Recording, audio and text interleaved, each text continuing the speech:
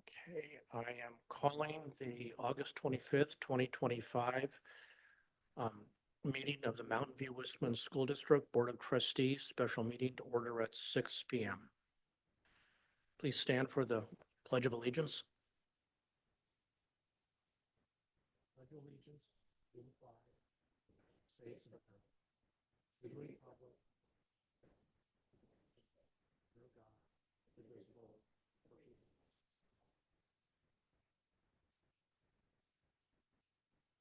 Okay, could I have a roll call, please? Devin Conley, Anna Reed. Lisa Henry. Charles DeFazio. Bill Lambert, and all the trustees are present. Do I have any questions on the agenda? Would any members of the public wish to speak on the agenda? I don't see any. Do I have a motion? make a motion to approve the agenda as presented. Second. A motion by trustee Conley and a second by trustee Reed to approve the agenda as presented. All in favor, say aye. Aye. The motion passes unanimously. Move on to the next item. Item 2, this is the opportunity for members of the public to address the board concerning items on the closed session agenda. Do any members of the public wish to speak on a closed session agenda item? I do not see any. Therefore, at 6:01, I will close the open session and we'll proceed to closed session.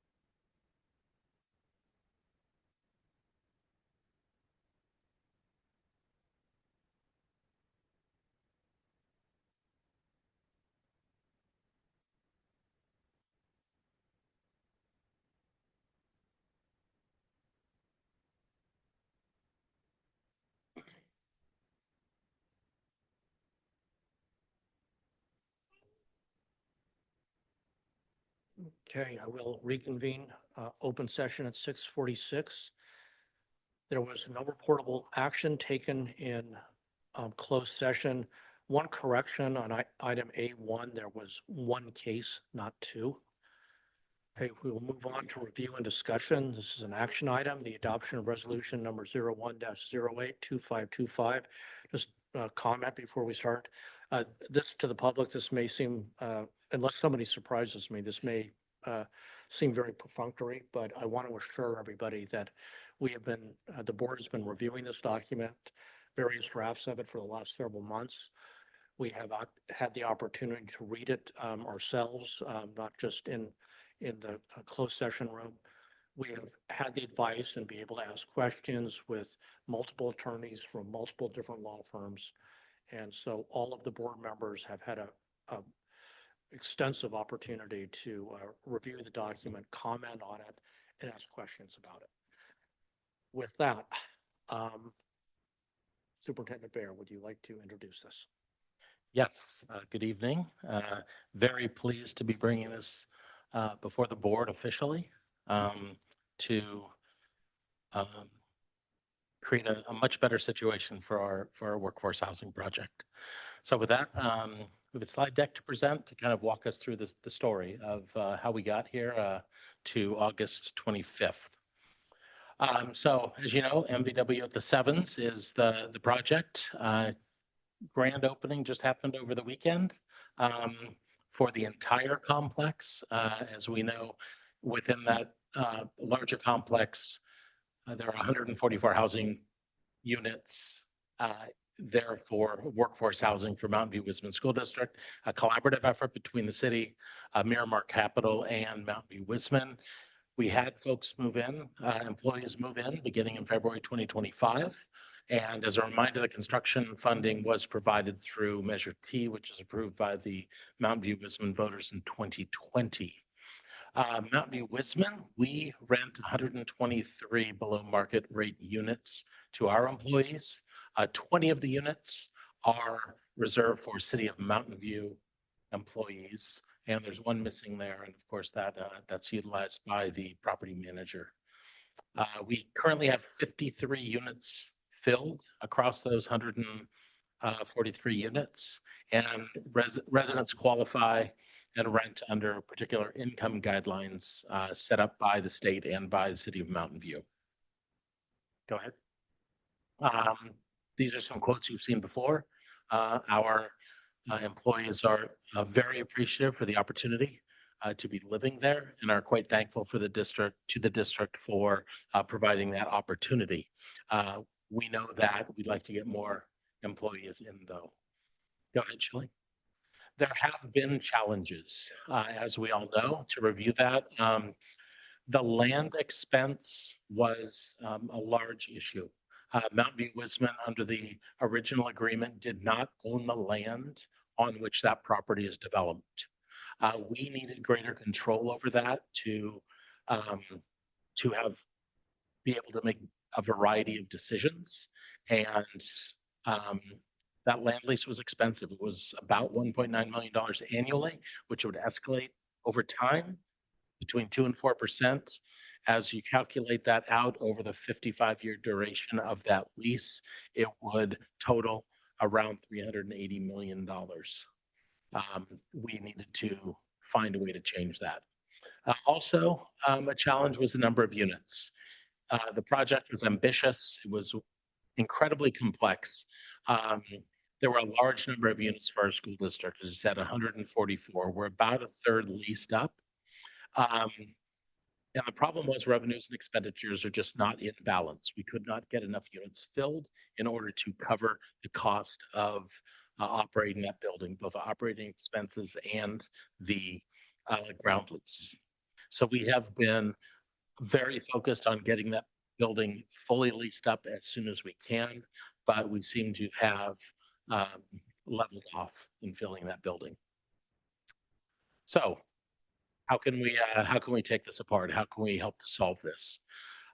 Part of that has been us meeting as a governance team on March 27th, and the trustees giving some clear direction that their priorities were filling the housing units, making sure that that project is self-sufficient financially, and that we spend more time as a governance team on students and learning rather than talking about staff housing. So in spring of 2025, the Board of Trustees engaged real estate experts and attorneys, a variety of them, to look at this project. We began discussing potential property purchase and funding sources. Uh, as you recall, those took place at the February 13th and March 20th meeting, where we identified where funding could come from in order to provide the dollars for that ground lease purchase. So in July, we, as a district, bought out the ground lease. We purchased the land for $53.5 million. I'll point out that um, although that's one way to phrase it, we really weren't paying for the price of the property. We were paying for getting out from under that ground lease. This really also relieved MVWSD of any ground lease payments, past or future. And this was a very first step in having greater autonomy over that entire project. And it eliminated the annual $1.9 million cost of that ground lease that played into the debt on that property that had to be serviced. So as we looked at the number of units again, partnering with the Foothill De Anza Community College District became a viable option. They had recently passed a bond measure as well, looking to provide staff and student housing. This seemed to fit well for them in providing staff housing. So we are looking at selling 50 units for Foothill De Anza staff rental to the district for a total of $54.45 million. The proceeds from this sale will fully pay for that $53.5 million land purchase that was made in July. It will also return into the district's coffers the expenditures that we had tagged out of the facilities and capital outlay funds, as well as Measure T funds that were identified in those February and March meetings. And I'll also point out that this will also eliminate the need to issue COPs for shorter term debt servicing. As we look at this, we think it comes closer to right sizing the number of living units that Mountain View Wisman actually needs, better aligning to our staff size, moving from 124 units to 74 units. It will reduce the staff housing operating costs. As you recall, it's going to completely remove the debt servicing for that ground lease, and we will only need to pay for the operating expenses on an annual basis. This will, as I said earlier, completely fund the land purchase of this property. And it also creates, very importantly, it creates a pathway for lower monthly rents for our employees. It's going to increase employees' access to this very supportive community, as we've heard from some of the people already living there. And it really delivers on a creative mission-aligned solution that stabilizes the staff housing in perpetuity, right? We will be set up as a school district as far out as we can see, and being able to provide a balanced project and provide our workforce the opportunity to live in below market rate housing. Yeah, it's going to safeguard our financial future. The way it was set up really created a risky situation and potentially compromised our general fund. We carry all the financial risk for this very ambitious project, and it was critical that we acted or converted it to a paid-for asset, so we had more flexibility. And as I said a moment ago, it really does protect our general fund and student programs indefinitely. Why Foothill De Anza?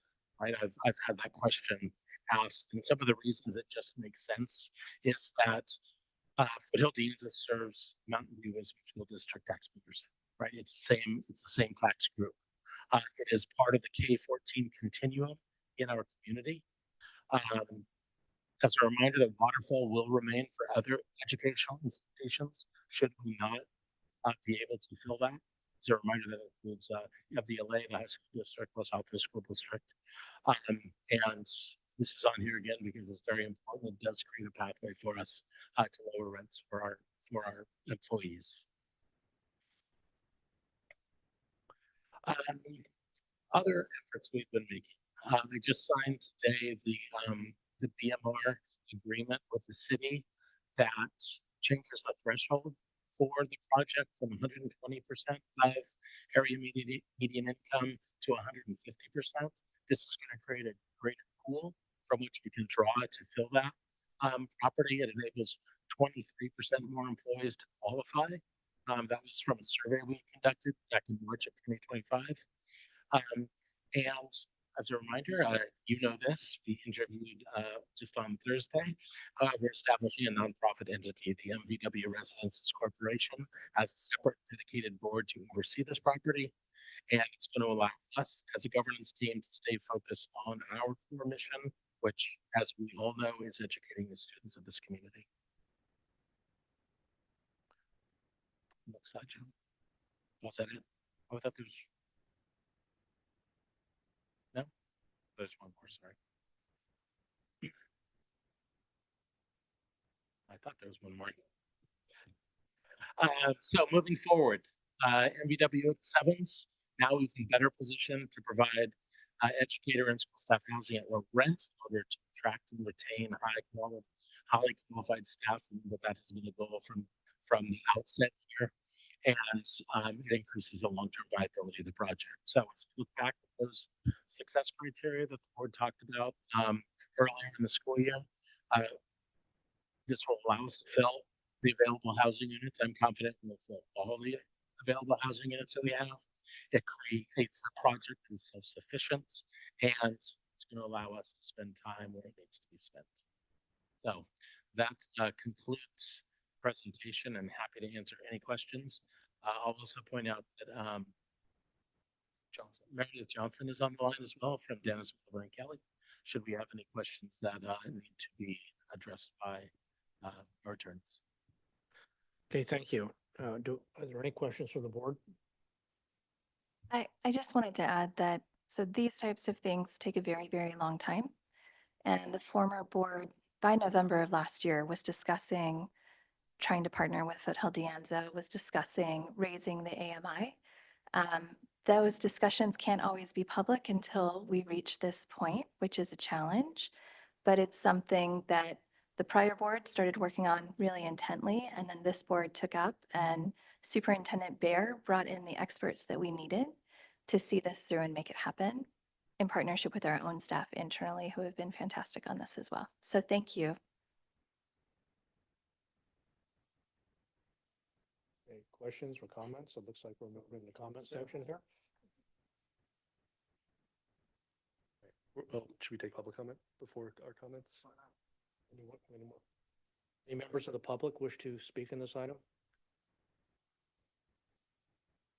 Could you please, after you speak, please fill out a card and bring.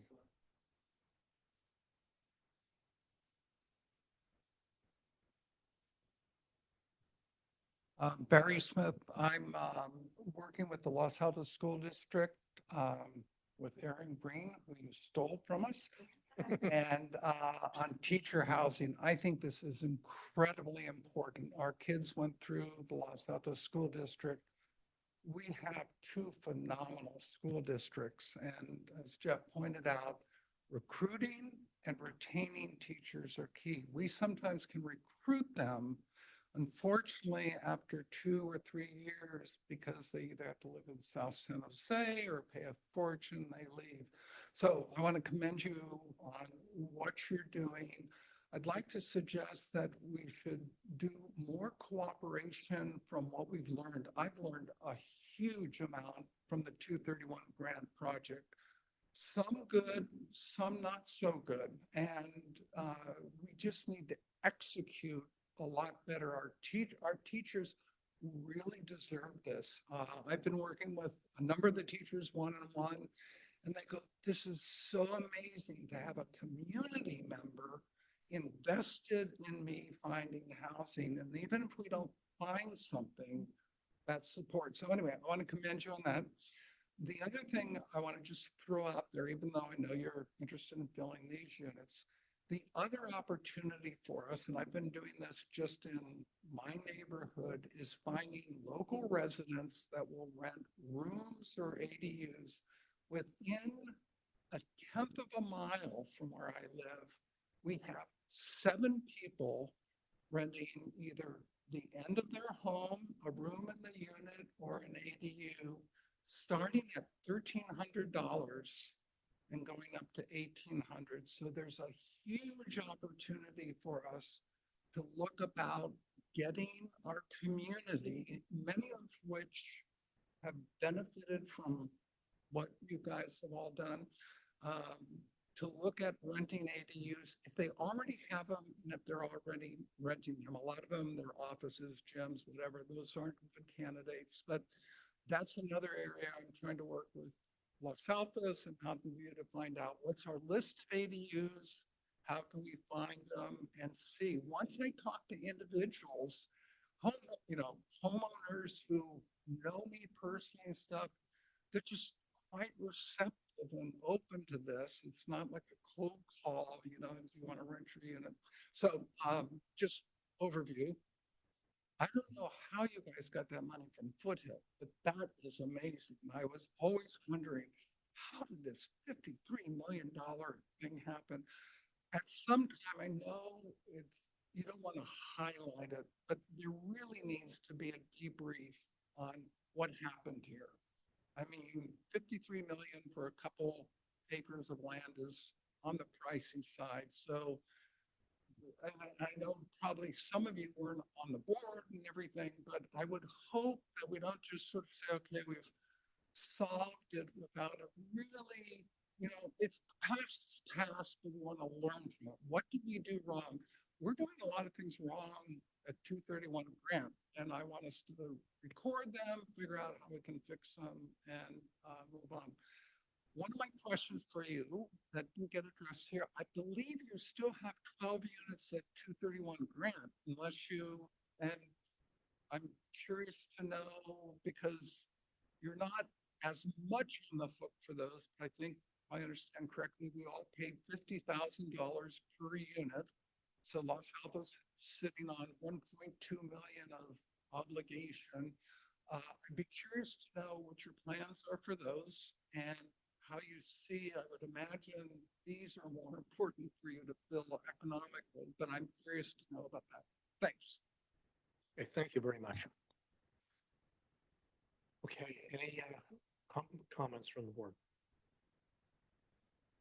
Yeah, so I think it's good to get the kind of overview of where we are and how the steps we've taken to get here. I know like a lot of it's been in motion for quite some time. We've all been talking about that. I think this is just, another step on the path that we're doing to kind of, like you said, right size this, make sure that it's sustainable. We can lower the rents, get more of our community members into this great experience. I think in the long run, I think, we'll probably wish we had more of them, but like we're here now, we have to make the best decision with, the hand we're dealt and the situation that we're in and try to really just do what's right for the community that's invested a lot of money in this. But I am, given that we have to, given that we are selling some of these, I'm glad we're partnering with Foothill De Anza. Like they serve similar communities to us, like educate a lot of the same people and kind of are really, we have the shared mission of educating the people here. And I'm really excited that like they'll be able to join the community and like, meet some of the great teachers and staff that we've seen come here and talk about how they're enjoying the opportunity they have. So thanks to everyone. We still have more work to do, but we're not done, but I'm excited.